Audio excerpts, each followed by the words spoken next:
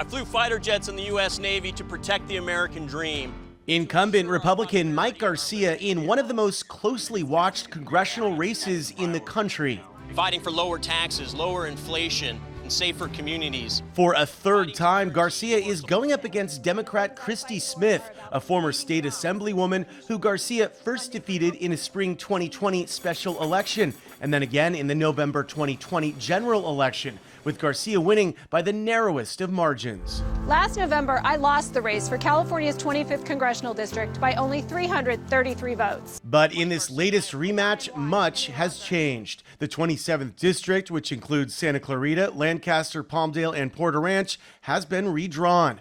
We reached out to both Garcia and Smith to talk about their latest congressional showdown. Garcia's team declined our multiple requests for interviews. Smith says the new map may be to her advantage. The big shift is that what we used to have over here was Simi Valleys. With Simi Valley out of the 27th District, the new boundaries mean more registered Democrats. I think we could have defeated him regardless because he's taken some really horrible votes and been on the wrong side of issues that are important to this district through his very limited term in Congress.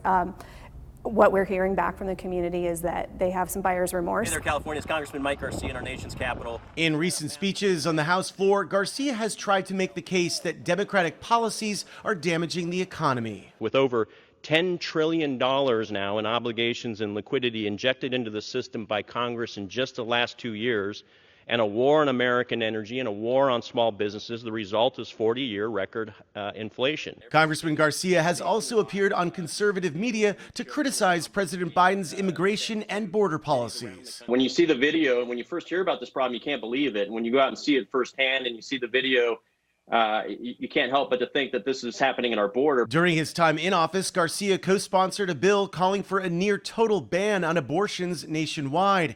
He also signed onto a brief asking the Supreme Court to overturn Roe v.